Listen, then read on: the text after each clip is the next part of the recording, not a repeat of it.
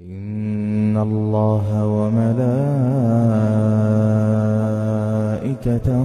يصلون على النبي يا أيها الذين آمنوا صلوا عليه وسلموا تسليما. يا صباح الخير والسعادة والهنا والرضا والجمال على كل عيون متابعين الحلوين اللي بيتابعوني من كل مكان. حبايب قلبي ازيكم عاملين ايه؟ يا رب تكونوا بخير. النهاردة بقى يوم جديد، روتين جديد، روتين اول الاسبوع. النهاردة الحد هنعمل مع بعض روتين ان شاء الله هيعجبكم قوي. بس قبل ما نبدأ الفيديو ما تنسوش تحطوا لي لايك من ايديكم الحلوة، وكمان لو انتم مش مشتركين عندي في القناة تدوسوا على زر الاشتراك اللي هتلاقوه موجود تحت الفيديو، وتفعلوا زر الجرس علشان يوصل لكم كل جديد. وكمان ما تنسوش تعملوا شير مع كل اصحابكم وحبايبكم.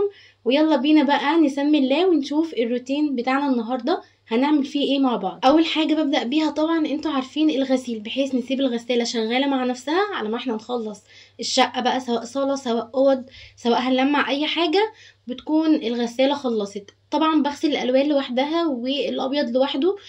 شلت البناطيل الجينز كده زي ما انتم شايفين، لان برضو بغسل الجينز لوحده، والبناطيل اللي هي بيكون لونها جينز برضو بس اسود بغسلها دي لوحدها في البانيو، ما بحطهاش في الغساله خالص لانها بتبك لون اسود كده، ولو حطيناها مع الغسيل هتخلينا الغسيل كله متبهدل والالوان كلها هتطبع على بعض، وحرفيا الهدوم كلها هتبوظ مننا. حطيت الغسيل بتاعي زي ما انتم شايفين كده، الغسيل عندي كتير، بقالي 3 ايام ما غسلتش ولا جيت جنب الشقه اساسا من اخر حاجه عملتها معاكم اللي هو كان روتين يوم الخميس. هحط المسحوق نص الكوبايه البينك اللي انتوا شفتوها دي، لان قبل كده لما الغساله عند ماما كان مش فاكره حصل فيها ايه. المهم لما حد من الشركه جه يعملها لها، المندوب من الشركه جه يعملها، قال لها كتر المسحوق بيبوظ الغساله، ومش كتر المسحوق اللي هيخلي الغسيل ينضف معانا. فبحط نص الكوبايه بس، وبعدين بزود فيلفليتا اللي هي معطر للملابس، وبس كده. بشغل بقى الغسالة اللي على دورة كاملة. بصوا انا حبيت اوريكم برضو، قربت الكاميرا اهو. البقرة بيكون في مكتوب فيها يعني اقطان صوف كل حاجة. انا بقى بعمل البقرة على يومي، اللي هو غسيل يومي، غسيل عادي، لا اقطان ولا صوف ولا اي حاجة من الحاجات دي، ولا مثلا دورة سريعة. لو انتوا عندكم ملايات قطن فبتختاروا الخانة اللي مكتوب عليها اقطان، بس غير كده بتعملوها على اللي هو الزرار اللي هو اليومي. وبخلي درجة الحرارة على 40، وبعدين بشغل غسالة. الدورة دي بتقعد ساعة كاملة، لكن اللي هي الدورة السريعة بتقعد 20 دقيقة. كل خانة بقى او كل نوع قماش ليه وقت معين. سبت بقى الغسالة كده زي الشطورة تخلص مع نفسها، ودخلت انا بقى على الصالة. مش قادرة اقول لكم الشقة كانت عاملة ازاي. انا مش هعملها كلها النهاردة، انا هعمل اللي هقدر عليه، وفي نفس الوقت يعني اللي هعرف انجزه النهاردة هنجزه، بحيث زي ما قلت لكم قبل كده ان كل يوم نعمل حاجة، علشان لو عملنا كل حاجة في يوم واحد هنحس بتعب رهيب. عملتها قبل كده وحسيت ان انا تعبانة جدا. طبعا الاستاذ زين صاحي من بدري، انا بادئه الروتين بتاعي من الساعة 7، فزين صاحي من قبل 7 كمان لانه نايم امبارح بدري، فكل شوية يجي انا حطيت يعني على وشه زي ايموشن كده، علشان كنت مقعدة بالبامبرز بس، لان الجو كان حر جدا، وهو عامة ما بيحبش يقعد غير بالفانلة والبامبرز بس. فكان كل شوية جاي عمال يشاكس فيا ويرجع يجري تاني. نضفت البيضات بتاعه الركنه كده، نفضتها. للاسف الشقه عندي التراب بيدخلها بسرعه جدا، فاكتر حاجه بتضايقني في الشقه التراب. فالبيضات شلتها نفضتها ورجعت فرشتها تاني، ونفضت برضو كده الخداديات ورتبت الركنه. وبعدين جبت فوطه تكون ناشفه، وبدات ان انا امسح اي تراب موجود على المكتبه بتاعه التلفزيون، وكمان الراوتر كان عليه برضو تراب كتير، فشلت من عليه كل التراب ده. والجزء اللي تحت من المكتبه المفتوح زين بيحط فيه الالعاب بتاعته، فبدات برضو ان هو اشيل اي تراب فيه، واديت المكتبه كلها كده تلميعه. في ملمع حلو قوي للخشب الابيض جايباه من الهايبر، بس نسيت اصوره لكم، وحتى مش فاكره اسمه. هقوله لكم الفيديو الجاي، او هشوف اسمه واكتبه لكم في الكومنتات، لان تلميع الخشب اللي هو اللي بيبقى البني غير تلميع الخشب الابيض، علشان بس ما الامر ما يختلطش عليكم وتستخدموا ده بدل ده، فتحسوا ان الخشب معاكم نقر او عمل كده زي بقع لونها بني. بدأت بقى ان انا افتح، كنت ناسيه افتح الستاير لان كنت حاسه ان انا نايمه على نفسي. زين هنا جه تاني برضو كان عمال يشاكس فيا، وانا اقول له امشي ويرجع يجي تاني. المهم بقى الستاير كانت مليانه تراب، دي الستاير اللي انا غسلاها معاكم مفيش بالظبط من 3 اسابيع. رجعت اتملت تراب تاني. فقعدت بقى جبت كده قماشة نضيفة او فوطة مطبخ نضيفة، وبدأت ان انا انفضها، ونفضت الشباك من اي تراب، لان برضو الشباك كان عليه تراب كتير جدا جدا جدا. مش قادرة اوصف لكم، اكيد الناس اللي عايشة في الدور الاخير او ساكنة في الدور الاخير هتعرف الكلام اللي انا بقوله ده. كنت حاسة ان انا بقالي مثلا سنة ما نضفتش الشقة. اوقات كتير لما بلاقي ان التراب الكمية بتاعته اوفر قوي، فبجيب المكنسة الكهربائية، والمكنسة الكهربائية بيكون فيها جزء صغير كده لتنظيف الشباك، لتنظيف المجرى عموما يعني. وفي برضو سبونشة بتكون ناعمة بنفتحها فتحتين من على كل جنب، ونبدأ ان احنا ننظف بيها المجرى كلها ونمسحها كويس جدا. بس يعني انا مجرد ما عملته، عشان ايدي على طول في الشقة، فمجرد ما عملته كده بالفوطة، فالتراب كان الحمد لله نضف وكل حاجة تمام. الستارة بقى كنت نفضتها هي كمان، ورحت جاية شداها وسايبة الستارة التقيلة مفتوحة، بحيث ان الهواء يدخل كده والهواء بتاع الشقة يتجدد. دخلنا بعد كده على السفرة بقى زي ما انتم شايفينها منعكشة ومكعبلة كده. فبدأت ان انا اشيل كل حاجة من عليها، وابدا ان انا ارتب الدنيا. وبرده هشيل المفرش بتاع السفرة وهنفضه، وهمسح السفرة من على اي تراب الاول، وبعدين هجيب مناديل نضيفة، وهبدا ان انا اجيب ملمع الازاز ولمع السفرة كويس جدا. انا عارفه ان الروتين بتاعي وحشكم، انا بقالي يومين تقريبا ما بنزلش روتين. يوم الجمعه ما نزلتش حاجه، بحس يوم الجمعه انتوا مش بتبقوا فاضيين، مثلا بتبقوا عند مامتكو او عند حماتكو، او مثلا قاعدين مع بعض او خارجين في خروجه عائليه. هي طبعا الويك اند الاجازات الرسميه بتبقى كده، فحسيت ان المشاهدات ما بتبقاش اللي هي واو قوي، او ممكن مثلا فيديو يقع منكم او حاجه. ويوم السبت طبعا كنت انا نزلت لكم فلوج اللي هو امبارح، مش عارفه شفتوه ولا لا. بحيث يعني اكسر الملل كده، مش هيبقى طول الاسبوع روتين، لازم يكون في حاجه في النص كده تكسر الملل. كنت عايزه اقول لكم حاجه كمان، ان النفسيه بتاعتنا بتفرق جدا. يعني لو نفسيتنا كويسه ونفسيتنا حلوه ورايقين وحلوين وطعمين كده، بتحسي ان انت عندك طاقه هتهدي بيها الدنيا. لو مثلا لا قدر الله عندنا مشاكل في حياتنا، او مضغوطين، او بالنا مش رايق، فتحسوا ان انتوا ما عندكوش طاقة تشيلوا حتى ورقة من على الأرض. وده اللي أنا كنت فيه حرفيا يوم الجمعة والسبت. كنت حاسة ان أنا عندي طاقة سلبية كبيرة قوي، مش عارفة ليه. كنت محبطة. عارفين انتوا كده لما يجيلكوا فقرة إحباط مع نفسكوا بقى، والدنيا تبقى سوداوية قدامكوا. ما حدش فينا ما بيمرش بالفترة دي، اكيد كلنا بيجي علينا وقت. اصل ما حدش حياته بتكون وردي 24 ساعة، ولا حياته مثلا كئيبة 24 ساعة. فلازم الحياة بتكون يوم لينا ويومين علينا، 3000 يوم علينا. لا بهزر والله عادي، احنا الحمد لله في نعم كتير جدا. يكفي نعمة الصحة ونعمة الستر وان احنا ما نتحوجش لحد، وان ولادنا يكونوا كويسين، حاجات كتير قوي. بس الشيطان، اعوذ بالله من الشيطان الرجيم، الشيطان اوقات كتير بيدخل لنا من ابواب بقى اللي هي ايه، ان احنا نتبطر على حياتنا، عدم رضا، عدم قناعة، حاجات كتير قوي. بجد الفترة دي بتبقى صعبة جدا على الإنسان، فلو ما تخطيناهاش بسرعة فممكن ندخل في نوبة اكتئاب صعبة. ف يعني محدش حياته بتبقى كاملة. يعني حاجة ممكن تكون عندي بس مش عند غيري، وحاجة تكون عند غيري بس مش موجودة عندي.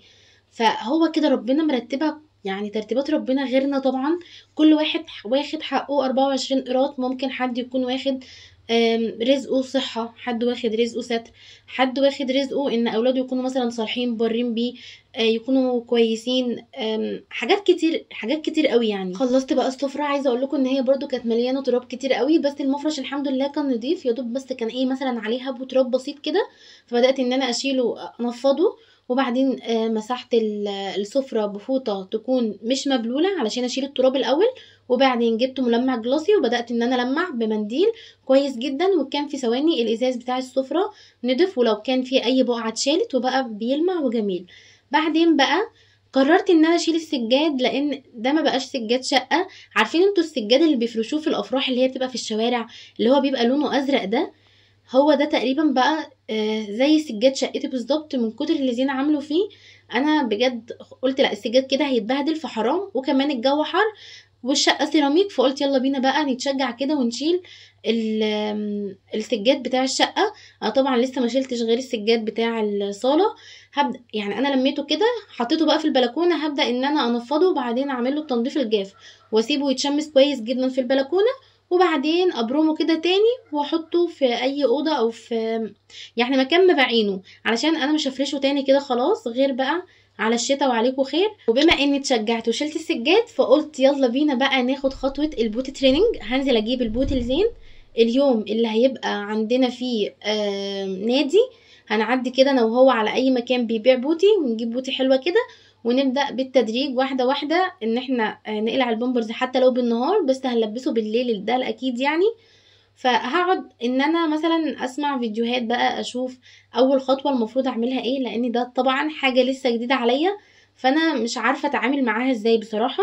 فلازم الاول اقعد اسمع واشوف تجربه كذا حد، واقعد برضو اشوف الجروبات بتاعه المامز اللي على الفيسبوك، في كذا جروب كده بجد حلوين جدا وفعلا بيدوا نصايح كويسه، عكس جروبات تانية كلها تشاؤم واحباط مش طبيعي. فانا عامه اي حاجه سلبيه او اي حاجه بتجيب لي احباط بحب ان انا ابعد عنها. بحس ان هم بيقفلوني من الحاجه دي. يعني مثلا لو انا هبدا في البوت تريننج ولقيت كاتبين تعليقات سلبيه، هقول لا خلاص، طب ما انا مش بادئه دلوقتي. ناس بتقول لسه صغير، سنه لسه صغير، هنبدا من دلوقتي هنبهدل مثلا الشقه وهنبهدل نفسنا وهو مش هيتعلم، وان الام تعبها ومجهودها هيروح على الفاضي، وهو مثلا دي حاجه جديده لسه مش متعود عليها ودماغه لسه مش مستوعبة الحاجة دي، فمش يعني مش هيتعلمها بسرعة، او هتقعدي مثلا تعلميه اكتر من يعني وقت كبير قوي. فاهمين قصدي ازاي؟ وغير ان احنا نبقى داخلين على شتاء، بس انا شايفة ان ده انسب وقت يعني، خطوة خطوة كده نبدأ اننا نتعلم. زي ما خدنا خطوة الفطام والحمد لله ربنا سهلها لنا وعدت على خير، ناخد بقى خطوة البوت تريننج، لان حرفيا يعني هو مش بيبقى مرتاح فيه، زين من نوع الفراك شوية. ما بيحبش يلبس البامبرز كتير، بس ما ينفعش يعني لو شلته له كده خلاص من غير ما اعوده على البوتي تريننج، فتبقى الدنيا عندي خربت خالص. وغير كده البامبرز بجد اسعاره بقت غريبه قوي. يعني ايه اروح اجيب باكيت بامبرز يقعد معايا شهر وممكن ما يكفينيش الشهر ب 400 جنيه؟ ليه بجد ليه؟ الصاله بقى طبعا كده زي ما انتم شفتوها كنستها كانت مليانه بجد تراب، مش عارفه ايه ده. والركنه كل الحاجات اللي كانت ضايعه مني، كوبايات لشوك لمعالق صغيره الاطباق الصغيره بتاعت زين لازايز، كل الحاجات دي لقيتها الحمد لله تحت الركنه. زين عامل لي تحت الركنه تقريبا مطبقيه او زي دولاب خزين كده، فنضفت تحت الركنه وكنست الصاله كلها. وبعدين لقيت الغساله بقى صفرت لي، فعرفت ان هي خلصت، رحت جبت الغسيل، لقيت الشمس الحمد لله طالعه كده وزي الفل وجميله زي ما انتم شايفينها.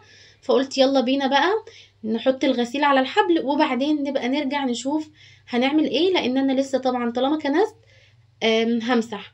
انا هنا كنت بنشر اللبس بتاع زين الاول، لان الهدوم كانت كتير قوي في الغسيل، فيعني هنشر على البلكونتين. انا عندي البلكونه بتاعتي 6 متر، ففيها بلكونتين يعني مقسومه لاتنين، فبنشر في جزء بحيث يعني ايه الشمس يعني تيجي على الغسيل كله والغسيل كله يتهوى ويتشمس كويس.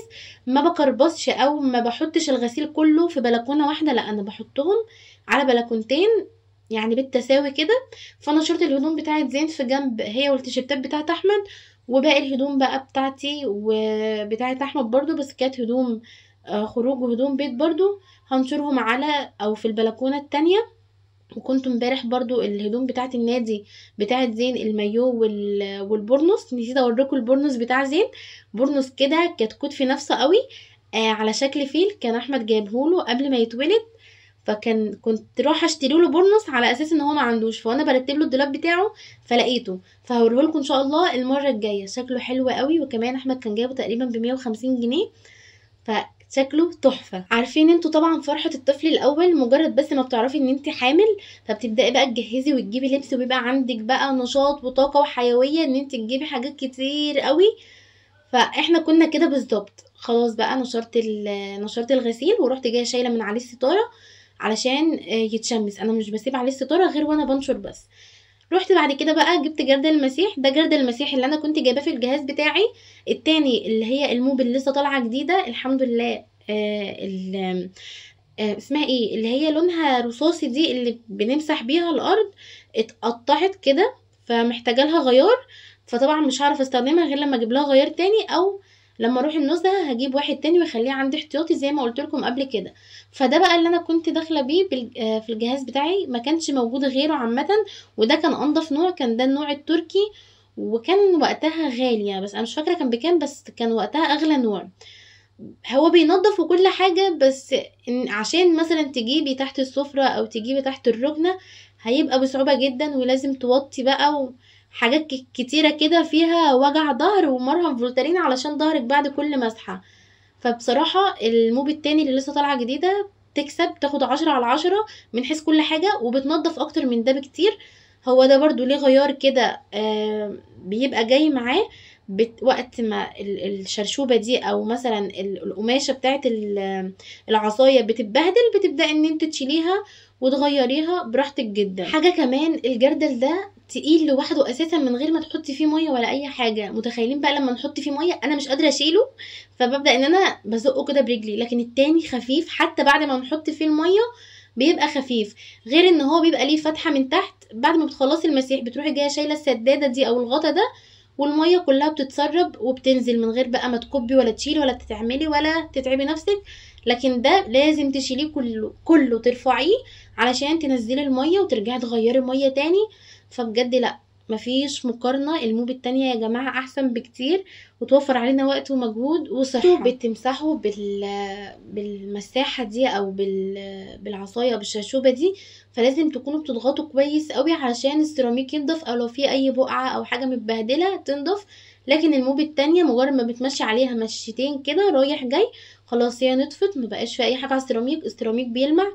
انا زي ما انتم متعودين انا بحط على السيراميك في جردل المسيح وانا بمسح اللي هو البريكس، اللي هو بيكون جيركن ده الصغير اللي لونه موف بريحة اللافندر، وبحط كمان شوية ملمع ازاز علشان السيراميك يدينا اللمعة اللي انتوا شفتوها دي.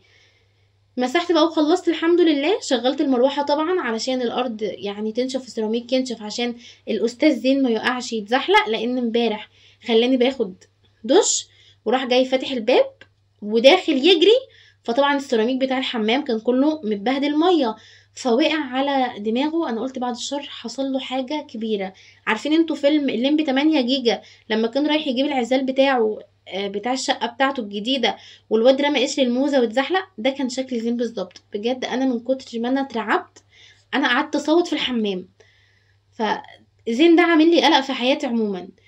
الارض خلاص بقى سبتها كده ربع ساعه نشفت، وجبت بقى ده كان بديل السجاد انتوا عارفينه اللي هو بيكون ظهره دوتس، ده مقاس 2 في 3. كنت جايباها لاوضه الانتريه، بس حاليا انا فرشاها في الصاله ومش هفرش غيرها تاني، هي دي بس، مش فرشه حاجه تاني معاها. جايبه طقم كامل للصاله، ال3 حافظات شبه بعض، اللي هي المقاس الكبير والوسط ومتر في 2. دول بفرشهم في الشتاء بحيث ابقى مغطيه السيراميك كله، علشان شقتي في الصيف بتبقى تلج تلج تلج لا يطاق يتقعد فيها اساسا. وبكده خلاص الحمد لله يومنا خلص على خير.